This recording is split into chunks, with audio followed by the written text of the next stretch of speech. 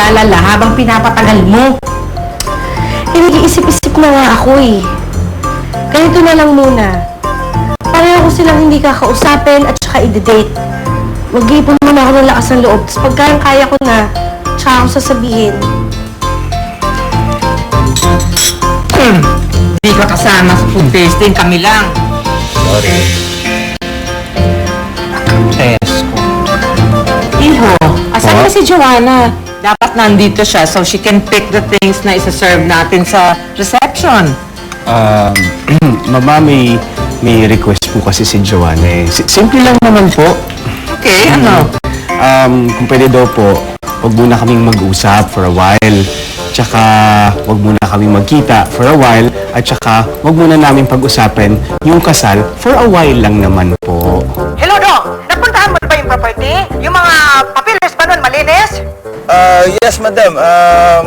Naayos ko na po yun. Wala na pong problema doon. Madam, nagkausap na ba kayo ni Joanna? Kanina lang, Dong. Yung tax ba, nabayaran na, Dong? Opo, naasikaso ko na rin po yun. Madam, kamusta na si Joanna? Okay naman siya. Yung ating broker, binigyan mo ng additional percent. Opo. Ayos na po lahat yun. Basta wala na akong problemahin. Lahat ng pinaayos yun, naayos ko na ako. Madam, tanong ko lang ho, no? Hindi ba kinakabahan si Joanna dun sa kasal? Si Joanna, Dong, sandali, wait a minute, nakahalata ako sa'yo. Ibang pinag-usapan natin, ikaw, iba pinupuntahan mo eh.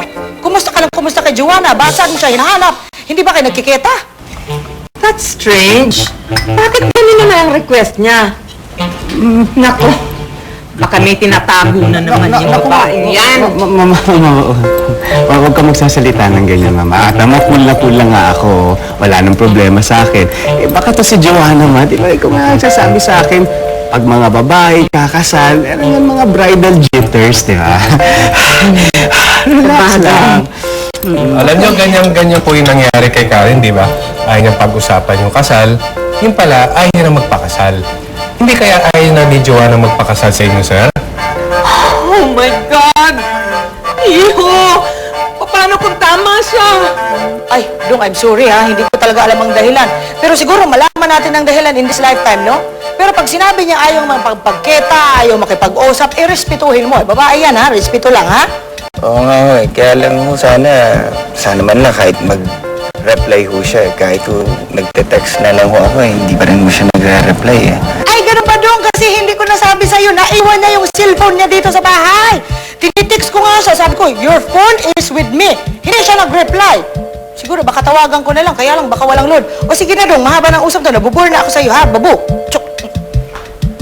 Ay, magaling ka magsalo ah. Pwede salo ka steady ka lang, wag ka nang umakting-acting na gano'n. Action star ka ba? Hindi ko na makakayanan ng isa pang kahihiyan, iyo. Mama, tingin mo ako kakayanin ko ang isa pang kahihiyan, Mama, sa dami na nangyari sa buhay ko. Kaya, Mama, please, ako tingnan mo relax na relax, oh. Hindi ako nagpapanik. Kaya kayo magpapanik, okay? Si Joanna, tinanggap ang proposal ko. Kaya, ang mangyayari rito, ikakasal kami sa kahit anong mangyari, ha? Dahil okay ako eh, ha? Hindi walang mangyayari sa akin. Okay ako. Boss, dati ikaw lang yung lalaki sa buhay niya, di ba? Andito ngayon si James. Hindi kaya si James yung pinili niya, hindi kayo? Carlon! Umaga't sa gabi sa bawat minutong lumilipas, hinahanap-hanap kita, hinahanap-hanap kita. Sa isip at panaginip, bawat Alay, kuya! Alay, nandiyan ka pala! Ay, mag-gitara ka nga. Ay, Kanta mo rin. Background music. Ay, nagpa-practice kasi ako ng kanta para sa audition sa Starstruck. Ay, ganyan ba? Sige, ano ba kakantahin mo? Alay, ito kuya. Ay, hinahanap-hanap kita. Ay, siya, sige. Ay, siya, sige. Okay. 1, 2, 3, Alay, kuya, sandali lang. Ay, lasing ka baga. Ay, nakainom lang ng konti dahil katawa ng tropa sa labas eh.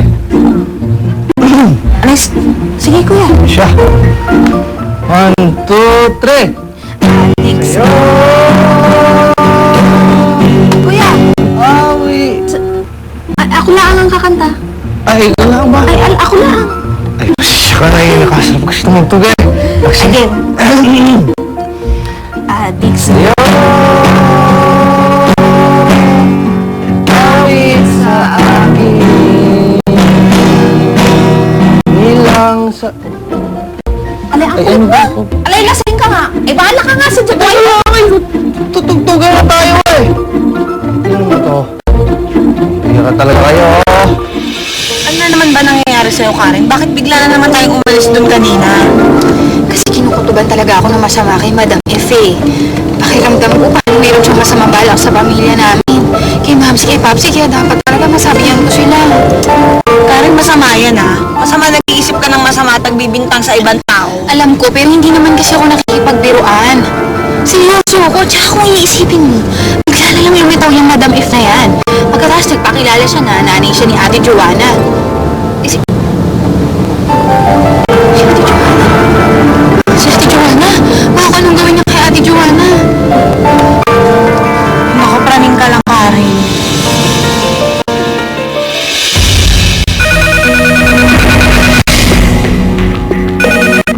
Hello? Ate Joanna? Ikaw ba talaga to? Karen? O ako to. Ate, umuwi ka na muna oh. Sige na. Bakit? Basta. Magtiwala ka sa akin ha. Tsaka ako na lang ikukwento sa'yo. Importante lang kasi talaga eh. Tsaka kung pwede, ate, huwag ka na lang muna sumama kay Madam F oh. Karen, nanay ko yun eh. Ba't ako nasasama sa kanya? O sige, umuwi ka na ngayon na ha. Hintayin kita. Oh, sige. Punta ako siya. Madam! Ayun na yung bibili ng mansyon. Ayun na yung kotse. Ha? Ayan na. Ayun na siya. Sana mahalin niya itong mansyon natin, ano? Mahal na mahal ko to eh. Ikaw? Yes! It's me!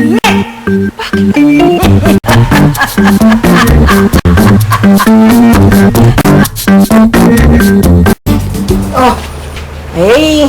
Ginising ko na si Ruben. Sandali lang at lalabas na yon, ha? Ay, sige. Paano naman kasi? Lasing na lasing kaninang umaga, kaya nakatulog. Ay, maghintay ka lang dyan at kaya alis mo na, ha? Alay, salamat Oo, siya, sige.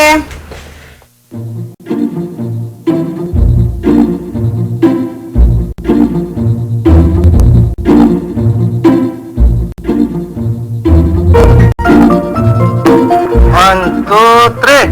Adik Kuya!